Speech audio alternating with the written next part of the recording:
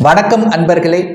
இன்றைய பதிவு 2024 வருடத்துக்குரிய மார்ச் மாதத்துக்குரிய பலன்கள். முதலில் இந்த மாதத்திற்குரிய கிரக நிலைகளை பார்க்கலாம். மேச மனையில் குரு பகவானும் கன்னி மனையில் கேது பகவானும் அமர்ந்திருக்காங்க. இந்த மாதத்தினுடைய தொடக்கத்தில் சந்திர பகவான் துலாம் மனையிலும், செவ்வாய் பகவான் சுக்கிர பகவான் மகர மனையிலும், சூரியன் புதன் சனி இந்த 3 கிரகங்கள் கும்ப மனையிலும், மீன மனையில் ராகு பகவானும் இருக்கிறார்கள். இந்த மாதத்தினுடைய கிரகங்களுடைய பெயர்ச்சியை பார்க்கும் பொழுது புதன் பகவான் இந்த மார்ச் மாதம் 7ஆம் தேதி என்று புதன் பகவான் கும்ப மனையிலிருந்து மீன மனைக்கும், அதே மார்ச் 26ஆம் தேதி அன்று புதன் பகவான் மீன மனையிலிருந்து மேசமனைக்கு பெயர்ச்சியாகிறார்கள். மார்ச் மாதம் 7ஆம் தேதி என்று சுக்கிர பகவான் மகர மனையிலிருந்து கும்ப மனைக்கும், மார்ச் 14ஆம் தேதி என்று சூரிய பகவான் கும்ப மனையிலிருந்து மீன மனைக்கும், மார்ச் மாதம் 15ஆம் தேதி செவ்வாய் பகவான் மகர மனையிலிருந்து கும்ப மனைக்கும் பெயர்ச்சியாகிறார்கள். இந்த கிரக அமைப்புகளை வைத்துக்கொண்டு இந்த மாதத்தில் என்ன நடக்கும், எதை செய்யலாம், எதை செய்யக்கூடாது, எந்தெந்த வகையில் நம்ம எச்சரிக்கையாக இருக்கணும், இந்த மாதத்துக்குரிய தெய்வ வழிபாடு எது சிறந்தது என்பதை பற்றித்தான் இந்த பதிவில் நம்ம டீட்டெயிலாக பார்க்க போகிறோம். அதற்கு முன்னால் நம்முடைய சேனலை ஃபர்ஸ்ட் டைம் நீங்கள் பார்ப்பவர்கள் என்றால் மறக்காம சப்ஸ்கிரைப் பண்ணிக்கிங்க. மிதுன ராசி அன்பர்களே, இந்த 2024ஆம் வருடம் மார்ச் மாதம் எப்படி இருக்குன்னு பார்க்கும் பொழுது உங்களுடைய ராசிநாதன் என்று சொல்லக்கூடிய புதன் பகவான் 9ஆம் இடமான பாக்யஸ்தானத்தில் இருப்பது சிறப்பு. அது உங்களுக்கு யோகத்தை தரக்கூடிய சனி பகவானுடன் சேர்ந்திருப்பது உங்களுக்கு அனைத்து விதத்திலும் மேன்மை தரக்கூடிய அமைப்பு தான். ஆனால் இந்த மார்ச் 7ஆம் தேதி என்று உங்களுடைய ராசிநாதன் என்று சொல்லக்கூடிய புதன் பகவான் 10ஆம் இடத்தில் போய் அமர்ந்து கொண்டு நீசமாகி ராகுவோடு சேர்ந்து இருக்க போகிறார். உங்கள் ராசிநாதன் நீசமாக இருக்க போகுது. அது சர்ப்ப கிரகம் என்று சொல்லக்கூடிய ராகு இணையும் போது சில குழப்பத்தை ஏற்படுத்தும், தெளிவான முடிவு எடுக்க முடியாத தன்மையை கொடுக்கும். அதாவது இதை செய்யலாமா வேண்டாமா, இதை செய்தால் இது ஆகுமா, ஒரு தொழிலை ஆரம்பிக்கலாமா, இல்லை அதை விரிவுபடுத்தலாமா. இந்த மாதிரி மனக்குழப்பங்கள் பிரம்மாண்டமான தன்மையில் ஒரு கன்ஃபியூஷனை கொடுக்கக்கூடிய தன்மையை உங்களுக்கு உருவாக்கும். எந்த ஒரு புதிய விஷயங்கள் செய்யும் போது இந்த காலகட்டத்தில், அதாவது மார்ச் 7ஆம் தேதியிலிருந்து 26ஆம் தேதி வரை ஒரு தடவைக்கு 2 தடவை யோசித்து செயல்படுத்தணும் அப்படிங்கிறத மட்டும் ஆழமாக மனதில் பதிய வைத்துக் கொள்ளுங்கள். அதன் பிறகு மார்ச் 26க்கு அப்புறம் உங்களுடைய ராசிநாதனான புதன் பகவான் குருவோடு சேர்ந்து 11ஆம் இடமான லாபஸ்தானத்தில் உட்கார்ந்திருக்கார். அந்த காலகட்டத்தில் நீங்கள் எதை முடிவு எடுத்தாலும் அது சரியாக இருக்கக்கூடிய தன்மை ஏற்படுத்தும். அதாவது மனதில் தன்னம்பிக்கை பிறக்கும். இதை செய்தால் கரெக்ட் அப்படிங்கிற உள்ளுணர்வு தன்மை உங்களுக்கு நிச்சயமாக கை கொடுக்கக்கூடிய தன்மையை உருவாக்கும். சரி, 2ஆம் அதிபதி உங்களுக்கு தனத்தை கொடுக்கக்கூடியவன், குடும்பத்தை அமைத்து கொடுக்கக்கூடிய சந்திரன் இந்த மாதத்தினுடைய தொடக்கத்தில் 5ஆம் இடத்தில் அமர்ந்து கொண்டு குருவினுடைய பார்வை பெற்றிருக்கக்கூடிய ஒரு அற்புதமான தருணத்தில் இந்த மாதம் பார்த்தீங்கன்னா தனம் சார்ந்த விஷயங்கள் உங்களுக்கு திருப்திகரமாக இருக்கும். பொருளாதாரம் ஏற்றத்தன்மை கொடுக்கக்கூடிய அமைப்பு. குடும்பத்தில், அதாவது ஏதாவது ஒரு சுப காரியங்கள் உங்கள் குடும்பத்தில் உங்களுக்கோ உங்கள் குடும்ப உறுப்பினர்களுக்கோ நடக்கக்கூடிய வாய்ப்புகளையும் சந்தர்ப்பங்களை நிச்சயமாக உருவாக்கும். பட் என்ன, கொஞ்சம் கோபம் ஆக்ரோஷத்தை மற்றும் தவிர்த்து கொள்ள வேண்டும் அப்படிங்கிறது அமைப்பு. ஏன்னா செவ்வாய் உங்கள் ஜாதகத்தில் 6க்குரியவன், கடன் நோய் எதிர்ப்பு பகையை தரக்கூடிய அந்த செவ்வாய் 8ஆம் இடத்துல போய் அமர்ந்து கொண்டு உச்சமாக இருக்கார். செவ்வாய்ங்கிறது கோபக்காரகன், ஆக்ரோச்சக்காரகன் அல்லவா. சில சமயங்கள் உங்களுக்கு கோபங்கள் தலைக்கு ஏறக்கூடிய தன்மை, திடீர்னு கோபம் வரக்கூடிய தன்மை, ஆக்ரோஷம். இதை மட்டும் எல்லா விஷயத்திலும், குடும்பமாக இருந்தாலும் சரி, வேலை சார்ந்த விஷயமாக இருந்தாலும் சரி, எதிலையும் கொஞ்சம் ஆக்ரோஷத்தை குறைத்து கொள்வது உங்களுக்கு சிறப்பை ஏற்படுத்தி கொடுக்கும். இல்லைன்னா தவறான முடிவுகள் எடுத்துவிட்டு அதற்கப்புறம் நீங்கள் வருத்தப்படக்கூடிய சந்தர்ப்பங்களை உருவாக்கிவிடும். 3ஆம் அதிபதி என்று சொல்லக்கூடிய அந்த சூரிய பகவான் 9ஆம் இடத்தில் அமர்ந்து கொண்டு அந்த 3ஆம் இடத்தை பார்க்கிறார் அல்லவா? அப்போ 3ஆம் இடத்தை பார்க்கும் பொழுது உங்களுக்கு ஒப்பந்தங்கள் சார்ந்த விஷயங்கள், அதாவது அரசு சார்ந்த விஷயத்தில் ஒப்பந்தங்கள் கிடைக்கக்கூடிய தன்மைகளை உருவாக்கும். அதாவது ஒரு கான்ஃபிடென்ட் அப்படிங்கிறது உங்களுக்கு நிச்சயமாக இருக்கும். அதாவது எப்போ இந்த மாதத்தினுடைய இறுதியில் பார்த்தீங்கன்னா நிச்சயமாக உங்களுக்கு கான்ஃபிடென்ட் பில்ட் ஆகும். இதை செய்யலாம், தன்னம்பிக்கை பிறக்கக்கூடிய சந்தர்ப்பங்களை நிச்சயமாக உருவாக்கும். 4ஆம் இடத்த அதிபதி என்று சொல்லக்கூடிய புதன் பகவான் இந்த மார்ச் 7ஆம் தேதிக்கு அப்புறம் எங்கே போய் அமர்கிறார் அப்படின்னா அதாவது 10ஆம் இடத்துல போய் அமர்ந்து கொண்டு ராகுவோடு இணைந்து கொண்டு அங்கே தனது 7ஆம் பார்வையாக மீண்டும் 4ஆம் இடத்தை பார்க்கிறார். அப்போ என்ன, அங்கே கேது உட்கார்ந்துருக்கிறதுனால தாயினுடைய உடல்நலம் சார்ந்த விஷயத்தில் மட்டும் கொஞ்சம் எச்சரிக்கை கவனமாக இருக்கணும். தாயுடைய கருத்து வேறுபாடுகள் வராமல் பார்த்து கொள்வதும், தாயை அரவணைத்து, அதாவது தாயை விட்டு பிரிந்தவர்கள் எல்லாம் தாயை பார்க்கக்கூடிய சந்தர்ப்பங்களை நிச்சயமாக உங்களுக்கு உருவாக்கும். சில கருத்து வேறுபாடுகள் தாய் கூட அந்த தாயினுடைய வர்க்கம் சார்ந்த விஷயத்தில் கொஞ்சம் சண்டை சச்சரவுக்கு போகக்கூடாது அப்படிங்கிறதையும் ஞாபகத்தில் வைத்துக் கொள்ளுங்கள். 5ஆம் இடத்தின் அதிபதியாக இருக்கக்கூடிய அந்த சுக்கிர பகவான் 8ல் போய் மறைஞ்சிருக்கார். அப்போ ஏதாவது ஒரு தொந்தரவுங்கிறது இருக்கும். குழந்தைகளுக்கு சின்ன ஒரு உடல்நல தொந்தரவு இருந்திருக்கலாம், அல்லது காதலில் இருந்தவர்கள் காதலில் ஒரு கசப்புணர்வுகளை உங்களுக்கு நிச்சயமாக உருவாக்கியிருக்கும். ஸோ இது எல்லாமே எப்போன்னா இந்த மார்ச் 7ஆம் தேதி வரை தான். அந்த மார்ச் 8ஆம் தேதி அன்று, அதாவது 7ஆம் தேதி அன்று போய் பார்த்தீங்கன்னா அந்த சுக்கிர பகவான் 9ஆம் இடமான பாக்யஸ்தானத்தில் போய் அமர இருக்கிறார். அப்போது நிச்சயமாக அப்போது காதல் சார்ந்த விஷயத்திலிருந்து வந்த பிரச்சனைகள் உங்களுக்கு விலகக்கூடிய அமைப்பு, ஒருவருக்கொருவர் அந்யோன்யம் வளர்த்து கொள்ளக்கூடிய அன்பை கொடுத்துவிடும்.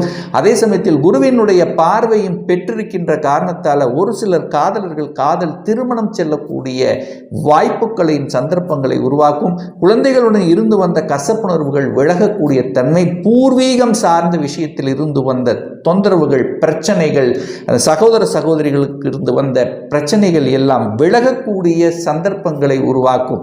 ஏன்னா அந்த சுக்கிரன் 5க்குரியவன் 9ஆம் இடத்தில் அமர்ந்து கொண்டு 9க்குரியவனான சனி பகவான் ஆட்சி பலத்துடன் வலிமையாக இருக்கக்கூடிய இந்த காலகட்டத்தில் குரு பகவானும் 5ஆம் இடத்தை பார்க்கும்போது பூர்வீகத்தில் இருந்து வந்த பிரச்சனைகளை தீர்ப்பதற்கு இந்த மாதத்தினுடைய இறுதியில் உங்களுக்கு சரியான ஒரு ஏதுவாக இருக்கக்கூடிய அமைப்பு.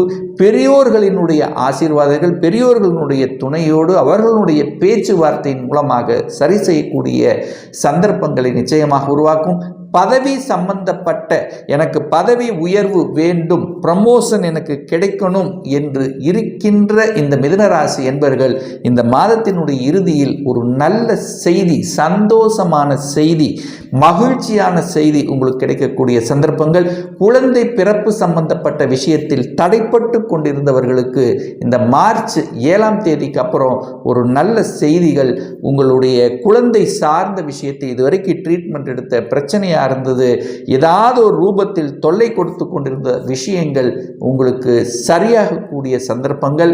6ஆம் இடத்தை, அதாவது 6ஆம் இடத்து அதிபதி 8ஆம் இடத்தில் இருக்கிற அல்லவா, அப்போ கடன் சார்ந்த விஷயத்தில் பிரச்சனையாக இருந்தவர்கள், அதை கடனை அடைக்க முடியாமல் தவித்து கொண்டிருந்தவர்களுக்கெல்லாம் நிச்சயமாக இந்த மாதம், அதாவது செவ்வாய் பகவான் பார்த்தீங்கன்னா 8லிருந்து 9ஆம் இடத்துக்கு செல்லக்கூடிய அந்த காலகட்டம், அதாவது இந்த மார்ச் 15க்கு அப்புறம் பார்த்தீங்கன்னா எப்படி கடனை அடைக்கலாம், என்ன வழிமுறைகள் இருக்கிறது என்பது உங்களுக்கு உங்களுடைய மனதுக்கு தெளிவாக புரியக்கூடிய சந்தர்ப்பங்களை உருவாக்கும். எதிரி எதிரிகள், அதாவது புறம் முதுகில் இருந்து குத்தி கொண்டவர்கள் எல்லாம் உங்களுக்கு அடையாளம் காட்டப்பட்டு அதற்கு தகுந்த மாதிரி செயல் திட்டம் தீட்டி வெற்றி பெறக்கூடிய வாய்ப்புகள் இந்த மாதத்தினுடைய இறுதியில் இருக்கு. அப்போ இந்த மாதத்தினுடைய அந்த ஒரு இடைப்பட்ட காலத்தில் மட்டும் கொஞ்சம் கவனம், எதிரி தொல்லைகள் இருக்கும், உங்கள் மனசிலே கன்ஃபியூஷன் இருக்கும், இந்த வேலை செய்யலாமா, வேறு மாறிடலாமா என்கின்ற மன இறுக்கத்துடன் இருக்கக்கூடிய காலகட்டமாக தென்படுகிறது. 7ஆம் இடத்தை, அதாவது 7ஆம் இடம் என்பது சுப காரியங்கள், திருமணம் செய்யக்கூடிய அந்த அமைப்பல்லவா, அந்த 7ஆம் இடத்து அதிபதி 11ஆம் இடத்தில் அமர்ந்து கொண்டு அந்த 7ஆம் இடத்தையே அந்த குரு பகவான் பார்ப்பது உங்களுக்கு நன்மை தரக்கூடிய அமைப்பு. களத்திர காரகன் என்று சொல்லக்கூடிய சுக்கிர பகவான் 8ஆம் இடத்தில் அமர்ந்து கொண்டிருந்து சில தடைகளை கொடுத்து கொண்டிருந்தது அல்லவா? ஸோ அந்த சுக்கிரனும் பார்த்தீங்கன்னா இந்த மார்ச் 7ஆம் தேதி என்று பாக்கியஸ்தானத்துக்கு செல்லும் போது நிச்சயமாக உங்களுக்கு ஒரு நல்ல பாக்கியம், திருமண பாக்கியம் கை கொடுக்கக்கூடிய தன்மை, திருமண தடையிலிருந்து விலகக்கூடிய தன்மையை நிச்சயமாக உங்களுக்கு உருவாக்கும். அதாவது இந்த செவ்வாயும் சுக்கிரனும் 8ஆம் இடத்தில் இருந்து கொண்டு சில உங்களுக்கு ஒரு வகையில் மன அழுத்தத்தை கொடுத்து கொண்டிருந்தது. செவ்வாய்ங்கிறது சகோதர சகோதரிகள்னால சின்ன சின்ன கருத்து வேறுபாடு ஏற்பட்டிருக்கும். சுக்கிரனுங்கிறது கலத்திரக்காரகன் அல்லவா? அப்போ கணவன் மனைவிக்குள்ளேயும் சின்ன சின்ன சலசலப்பு இருந்திருக்கும். சின்ன ஈகோ பிரச்சனை, ஏதாவது ஒரு ரூபத்தில் தொந்தரவுகள் எல்லாமே இந்த மாதத்தினுடைய பிற்பகுதியில் விலகக்கூடிய வாய்ப்புகள். அதே சமயத்தில் 9ஆம் இடம் அதிபதி பாக்யாதிபதி வலுப்பெற்று இருக்கக்கூடிய இந்த காலகட்டத்தில் ஒரு நல்ல பாக்கியம் உங்களுக்கு கிடைக்கப் போகிறது. வெளிநாட்டுக்கு செல்லணும் என்கின்ற எண்ணத்தில் இருந்த இந்த மிதுனராசி என்பர்கள் வெளிநாட்டு செல்லக்கூடிய யோகம் இருக்கிறது. நான் ஒரு ரிசர்ச்சில் இருந்த ரிசர்ச் சார்ந்த விஷயத்தில் தடைபட்டு கொண்டிருந்தது, கம்ப்ளீட் பண்ண முடியல. அதுக்கு ஒரு பாதை நமக்கு தெரியல என்றவங்களுக்கெல்லாம் இப்போ உங்களுக்கு ஒரு பாதை காமிக்கக்கூடிய தன்மை. ஜேர்னல் அப்ளை பண்ணி காத்து கொண்டிருந்தவர்களுக்கு ஜேர்னலுக்கு உங்களுக்கு ரிசல்ட்டு, அதாவது விடை கொடுக்கக்கூடிய தன்மை, புதிய கண்டுபிடிப்புகள் முயற்சியில் இருந்தவர்களுக்கு வெற்றி பெறக்கூடிய வாய்ப்புகள், சந்தர்ப்பங்கள், இது எல்லாமே உங்களுக்கு சிறப்பாக இருக்கிறது அப்படின்னு சொல்லணும். அதே சமயத்தில் இந்த தகவல் தொடர்பு துறையில் இருக்கின்ற இந்த மிதுனராசி என்பவர்களுக்கு பார்த்தீங்கன்னா இந்த மாதம் கொஞ்சம் அலைச்சல் திருச்சல் இருக்கும். ஆனால் இந்த மாதத்தினுடைய இறுதியில் நீங்கள் நினைத்ததை சாதிக்கக்கூடிய தன்மை, ஒரு சிலருக்கு ப்ரமோஷன் கிடைக்கக்கூடிய தன்மை, ஒரு சிலருக்கு வெளிநாட்டில் வேலை பார்க்கக்கூடிய அமைப்பு, ஒரு சிலர் வெளிநாட்டிலேயே செட்டில் ஆகக்கூடிய வாய்ப்புகள், சந்தர்ப்பங்கள் இந்த காலகட்டம் உங்களுக்கு சிறப்பாக இருக்கிறது அப்படின்னு சொல்லணும். ஆக மொத்தம் இந்த மிதுனராசி என்பர்கள் இந்த மாதத்தினுடைய பிற்பகுதியில் நீங்கள் நினைத்ததை சாதிக்கக்கூடிய வகையிலையும் எண்ணிய, அதாவது காரியங்கள் அனைத்திலும் வெற்றி பெறக்கூடிய தன்மையும் இந்த மாதம் உங்களுக்கு, அதாவது மாதத்தினுடைய பிற்பகுதி சிறப்பாக இருக்கிறது அப்படின்னு சொல்லணும். ஒரு நல்ல தெய்வ வழிபாடு அப்படின்னு எடுத்துக்கொண்டால் இந்த மிதுனராசி அன்பர்களுக்கு ஒவ்வொரு புதன்கிழமை என்று பெருமாள் கோயிலுக்கு சென்று அந்த பெருமாளை வழிபடும் போது நிச்சயமாக உங்கள் மனதில் இருந்து வந்த அத்தனை விதமான குழப்பத்துக்கு முற்றுப்புள்ளி வைக்குங்கிறதுல எந்தவித மாற்று கருத்தும் கிடையாது. இப்போ நான் சொன்னது கோச்சார ரீதியான இந்த மாதத்துக்குரிய ஒரு பொதுவான பலன்கள் தான். இந்த ராசி நட்சத்திரத்தில் பார்த்தீங்கன்னா பல கோடிக்கணக்கான பேர் இருப்பாங்க. ஆனால் எல்லாருக்கும் ஒரே மாதிரி பலன் அப்படின்னா இல்லை. ஏன்னா ஒவ்வொருத்தரும் டிஃப்ரெண்ட், ஒவ்வொருடைய ஜாதக அமைப்புகளும் வேறுபடும், தசா புத்திகளும் வேறுபடும், அதற்கு தகுந்த மாதிரி பலன்களும் வேறுபடும். இந்த கோச்சார பலனை தொடர்ச்சியாக ஒரு 3 மாதங்கள் நீங்கள் பாருங்கள். இதில் சரியாக உங்களுக்கு பலன் பொருந்தி வரல அப்படின்னா உங்கள் ஜாதகத்தில் 6ஆம் அதிபதி தசானுடைய புத்தியோ, 8ஆம் அதிபதியினுடைய தசா புத்தியோ, அல்லது 12ஆம் அதிபதியினுடைய தசா புத்தியோ உங்களுக்கு நடக்கும். அல்லது தசாநாதனுக்கும் புத்திநாதனுக்கும் 6, 8 அஷ்டசஷ்டாங்கமாக இருக்கக்கூடிய அமைப்பு தான். சரி, ஒரு துல்லிய பலன் வேணும் அப்படின்னா உங்கள் ஜாதகத்தில் கிரகங்கள் எப்படி இருக்கிறது, என்ன மாதிரியான காரகத்துவம் ஆதிபத்தியம் பெற்றிருக்கிறது, எந்த டிகிரியில் இருக்கா, இப்போ நடப்பு தசா புத்தி அந்தரம் சூட்சமம் வாயிலாக நீங்கள் கேட்கக்கூடிய எந்த கேள்வியாக இருந்தாலும் இந்த 2024ஆம் வருடம் சொந்த தொழில் செய்வதற்கான விதி கொடுப்பினை நம்முடைய ஜாதகத்தில் இருக்கிறதா, அப்படி இருக்கக்கூடிய பட்சத்தில் எப்போ நம்ம சொந்த தொழிலை ஆரம்பிக்கலாம், எப்போ நமக்கு திருமணம் நடக்கும், எப்போ நம்ம வீடு கட்டலாம், எப்போ எனக்கு ப்ரமோஷன் கிடைக்கும், எப்போ நமக்கு குழந்தை பாக்கியம் கிடைக்கும், இது போன்ற கேள்விகளுக்கு துல்லியமான பதிலை நம்மால் கூற முடியும். ஒரு பர்சனல் கன்சல்டேஷன் எடுத்துக்கணும், அதாவது சொந்த ஜாதகம் பார்க்கணும் என்று விருப்பம் உடைய அன்பர்கள் டிஸ்பிளே தெரியக்கூடிய நம்பருக்கு வாட்ஸ்அப் மூலியமாகவோ ஃபோன் கால் மூலியமாகவோ தொடர்பு கொண்டு அப்பாயின்மெண்ட் பெற்றுக்கொண்டு கன்சல்டேஷன் எடுத்துக்கலாம். நிச்சயமாக இந்த பதிவு உங்களுக்கு பிடித்திருக்கும் என்று நினைக்கிறேன். பிடித்திருந்தால் லைக் பண்ணுங்கள், கமெண்ட் பண்ணுங்கள், உங்கள் நண்பர்களுக்கும் உறவுகளுக்கும் ஷேர் செய்யுங்க. நம்ம சேனலை ஃபஸ்ட்டு டைம் நீங்கள் பார்ப்பவர்கள் என்றால் மறக்காமல் சப்ஸ்கிரைப் பண்ணிக்கிங்க. பக்கத்தில் இருக்கின்ற பெல் பட்டன் மற்றும் ஆல் நோட்டிஃபிகேஷனை கிளிக் பண்ணும்போது நான் போடக்கூடிய அடுத்தடுத்த பதிவுகள் உங்களுடைய நோட்டிஃபிகேஷனில் வந்து சேரும். இந்த ராசி நட்சத்திர நேயர்கள் அனைவரும் வாழ்க வளர்க வளமுடன் என்று எனது வாழ்த்தினை தெரிவித்துக் கொண்டு விடைபெறுகிறேன். நன்றி, வணக்கம், வாழ்த்துக்கள்.